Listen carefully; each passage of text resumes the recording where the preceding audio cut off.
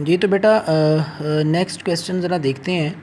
Non corporation borrows $1,50,000 cash on November 1, 2011 by signing a 90-day 9% note payable with a face value of $1,50,000, right. Noon corporation एक company है जो 1,50,000 रुपये जो है वो कर्ज़ा लेती है किसी पार्टी से 1 नवंबर 2011 को, और बदले में जो है वो एक 90 दिन का नोट पेबल जो है वो साइन करके देती है, जिसकी वैल्यू नोट की 1,50,000। जितनी मालिद का बेटा आप कर्ज़ा लेते हैं ना, उतनी मालिद का आप नोट पेबल भी ज़ाहिर बात है वादा लिख के साइन करके देते हैं कि हम इतने पैसे आपको वापस कर देंगे। कितने दिन बाद? 90 दिन बाद। 9% नोट पेबल से मुराद है कि उस नोट पेबल के ऊपर उस पार्टी को जो बारवर है उसको 9% इंटरेस्ट भी जो है वो पे करना पड़ेगा। तो ये बेटा हमारा क्वेश्चन है। रिक्वायरमेंट्स की तरफ अब चलते हैं। तो वो कह रहा है on what date does this note mature. क्या रिक्वायरमेंट है? On what date does this note mature, के ये वाला नोट जो है वो किस डेट को मैच्योर होगा। उसने आगे हमें कहा है कि assume that February 2011 has 28 days. तो बेटा इस बात का कोई ताल्लुक नहीं है। ये जो उसने ये कहा है ना कि एज्यूम दैट February 2000, देखें हम कब ले रहे हैं कर्ज़ा, हम तो 1 नवंबर को ले रहे हैं और February 2011 तो गुजर चुका है। सो इससे हमारा कोई जो है वो कंसर्न नहीं है। हमने जस्ट उसे ये बता देना है कि व्हाट डेट के किस तारीख को नोट मैच्योर होगा। 90 दिन का बेटा नोट है, 1 नवंबर को जो है वो नोट को साइन कर रहा है। तो देखें यहाँ पे मैंने लिखा सोल्यूशन में, the note will mature on 29 January 2012 के नोट जो है वो 29 जनवरी को जाके मैच्योर होगा। हिंट मैंने आपको दे दिया है कि नवंबर की 1 डेट को उसने साइन किया है, तो नवंबर के 30 दिन, उसके बाद दिसंबर के 31 दिन और उसके बाद जनवरी के जो है वो 29 दिन। इन तीनों को हमने जमा किया। चूँकि 90 दिन का नोट पेबल है, इसका मतलब है उसने 90 दिन बाद मैच्योर होना है। तो 90 दिन बाद जो है वो डेट जो बन रही है वो बन रही है बेटा 29 जनवरी। So the note will mature on 29 January 2012। ये थी बेटा हमारी रिक्वायरमेंट 1। अब हम देखते हैं रिक्वायरमेंट 2 जो है वो क्या है। जी तो बच्चों रिक्वायरमेंट 2 में वो कह रहा है how much interest expense results from this note in 2011 assume a 360 day in a year. वो कह रहा है कि आप एज्यूम करें कि एक साल में 360 दिन होते हैं और बताएं कि 2011 के अंदर जो है वो उस नोट पेबल के ऊपर इंटरेस्ट कितना जो है वो पेबल होगा। सो हमने फार्मूला पुट किया, interest expense is equal to face value of note multiply by interest rate divided by 100 multiplies by days in 2011 over days in a year. Face value है बेटा note की 1,50,000, उसके ऊपर 9% उसने interest पे करना है, तो 9/100 कर दिया मल्टीप्लाई बाय, यहाँ पे मैंने लिखा 61। यहाँ से असल में यहाँ पे उसने हमसे ये पूछा है कि आप ये बताएं कि 2011 का कितना इंटरेस्ट बनेगा।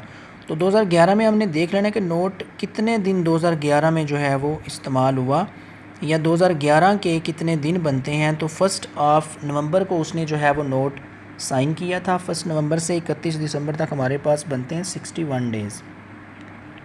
तो हमने क्या किया, हमने 61 डिवाइडेड बाय एक साल में वो कह रहा है कि ज़्यूम कर लेंगे 360 दिन एंड डिवाइडेड बाय हमने 360 कर दिया, तो हमारे पास 2011 का इंटरेस्ट आ गया $2287.5। उसके बाद बेटा रिक्वायरमेंट 3 देखते हैं, how much interest expense results from this note in 2012। अब बिल्कुल वही सेम जो है वो रिक्वायरमेंट है, जस्ट वो कह रहा है कि पहले उसने कहा था 11 में बताएं कितना इंटरेस्ट बन रहा है, वो कह रहा है कि 12 में बताएं कि कितना इंटरेस्ट बन रहा है। साथ वो फिर वही कह रहा है कि एज्यूम अ 360 डे ईयर। जी तो बेटा सोल्यूशन देखें, मैंने लिख दिया फार्मूला गिवन अबव, यही वाला फार्मूला आपने जो है वो दोबारा से पुट करना है।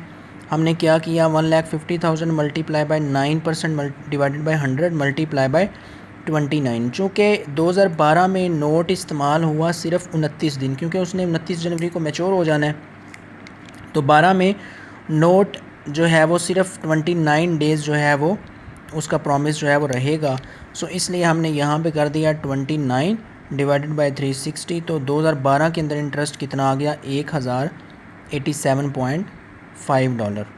तो ये थी बेटा हमारी रिक्वायरमेंट 3। अब बेटा हम देखते हैं अपनी रिक्वायरमेंट 4, उसमें वो कह रहा है prepare journal entries to record, कह रहा है कि जर्नल एंट्रीज़ करें to record issuance of the note issue करने की जर्नल एंट्री करें। उसके बाद बी में वो कह रहा है accrual of interest at the end of 2011, वो कह रहा है कि इंटरेस्ट पेएबल की एंट्री करें 2011 के एंड पे।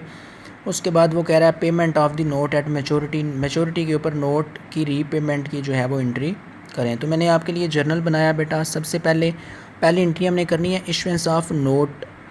तो देखिए हमने क्या उसकी एंट्री की, जब हमने नोट इशू किया था तो डेफिनेटली तब हमने कैश लिया था, तो हमने किया कैश अकाउंट इज़ डेबिटेड, 1,50,000 कर्ज़ा लिया था,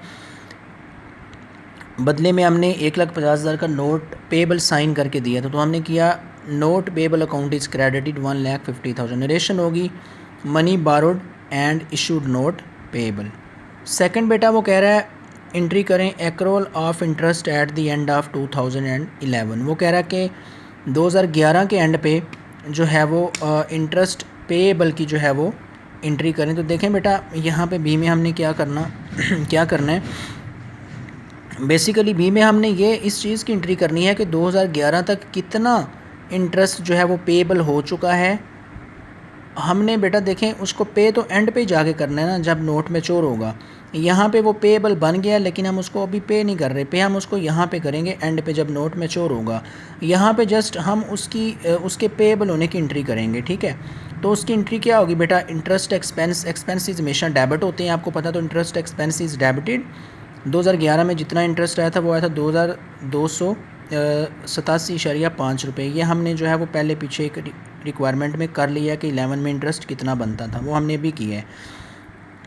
interest payable account is credited उतनी ही अमाउंट के साथ, ठीक है। इंटरेस्ट एक्रूड ऑन नोट, हमने ये कहा कि इतना इंटरेस्ट जो है वो नोट के ऊपर 2011 में पेबल हो चुका है। इंटरेस्ट पेबल अकाउंट क्रेडिट इसलिए किया क्योंकि ये पेबल है, और पेबल आपको पता है हमारी लायबिलिटी होती है, लायबिलिटी में जो है वो इतने रुपए का इजाफा हो चुका है लेकिन अभी तक हमने उसको अदा नहीं किया। अब जब नोट मैच्योर होगा सी में जाके, तब हम ये वाला इंटरेस्ट जो है वो और 12 वाला दोनों मिला के जो है वो पे करेंगे। अब सी की तरफ चलते हैं। तो सी में वो कह रहा है कि आपने जर्नल एंट्री करनी है payment of the note at maturity के ऊपर नोट पेमेंट की एंट्री करें। तो क्या एंट्री होगी बेटा, नोट हम वापस ले लेंगे, नोट पेबल अकाउंट हमारे पास आ जाएगा तो हम कर देंगे डेबिट। साथ ही बेटा दूसरी चीज़ हम जो डेबिट करेंगे वो होगा इंटरेस्ट एक्सपेंस अकाउंट। जैसे कि पिछले क्वेश्चन में हमने किया कि एक्सपेंस, इंटरेस्ट हमारा एक्सपेंस है और एक्सपेंस हमेशा डेबिट होता है, हमने नोट के ऊपर डेफिनेटली एक्सपेंस जो है वो इंटरेस्ट का पे करना है। सो इसको भी हमने यहाँ पे डेबिट कर दिया। 11 और 12 दोनों के जो है वो इंटरेस्ट को हमने जमा करके 3,375 रुपये हमारे पास जो है वो इंटरेस्ट जो है वो बन गया। उसके बाद हमने जो है वो नोट वापस ले लिया, इंटरेस्ट एक्सपेंस पे कर दिया, उसको डेबिट कर दिया। तो कैश की सूरत में पे करेंगे तो कैश अकाउंट इज़ क्रेडिटेड। ये नोट पेबल लिखा हुआ था, ये जो है वो थोड़ी सी जो है वो यहाँ पे मैंने जो है वो कटिंग की हुई है, नीचे मैंने लिखा हुआ है कैश अकाउंट इज़ क्रेडिट। तो इन दोनों को जमा करें, आपको पता है डेबिट क्रेडिट साइड हमेशा बराबर होती हैं, दोनों को जमा करें 1,53,375 से जो है वो कैश अकाउंट क्रेडिट हो गया। यहाँ पे मैंने लिख दिया बीइंग रीपेमेंट ऑफ लोन, कि लोन को हमने रीपे कर दिया विद इंटरेस्ट। ले बेटा ये था आपका जो है वो क्वेश्चन नंबर 11 पॉइंट समथिंग जो भी था। मतलब हमने आज जो है वो टोटल 3 क्वेश्चन बेटा अभी तक जो है वो कर लिए हैं। पहला जो है वो जस्ट उसमें हमने current liabilities, long term liabilities वगैरह के बारे में बताना था, और दूसरे में हमने जो है वो कुछ जर्नल एंट्रीज़ करनी थी, और हमने जो है वो इंटरेस्ट फाइंड करना जो है वो सीखा है।